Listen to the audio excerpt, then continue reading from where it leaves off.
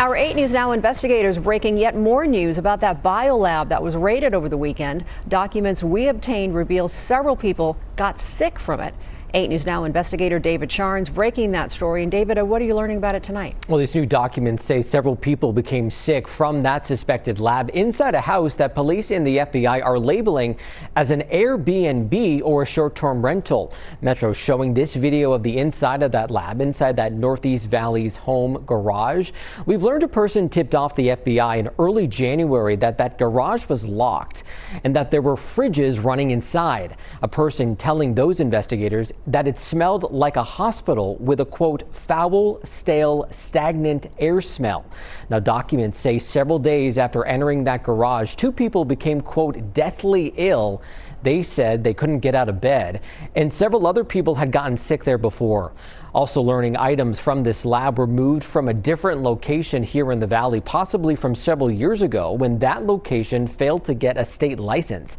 Now, as we first reported over the weekend, this lab is connected to a lab the feds actually raided 3 years ago in 2023. That location there in Reedley, California, outside Fresno.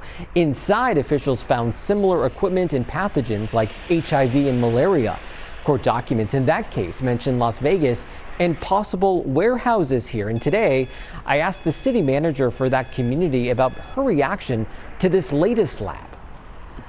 What was your reaction when you saw over the weekend that all these same people were involved in yet another potential biolab, but this time in Las Vegas? I will say that I was not surprised.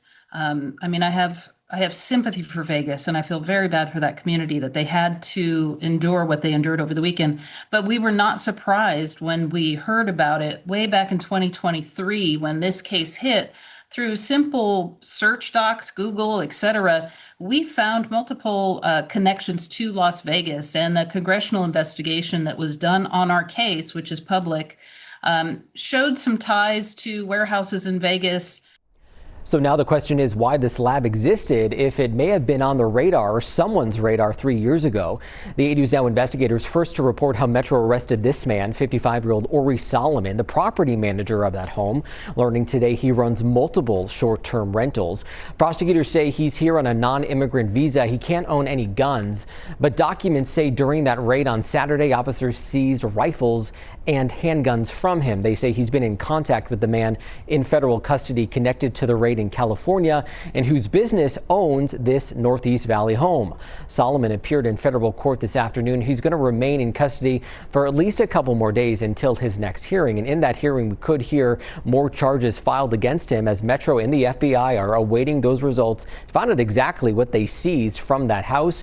No indication right now there is any further threat. We, of course, also reached out to Airbnb about all this, and I've not heard back. I'm David Charnes, 8 News Now. Also to add here, that city manager and others in the Fresno area are calling on Congress to address gaps in federal law in the regulation of highly infectious agents and laboratories.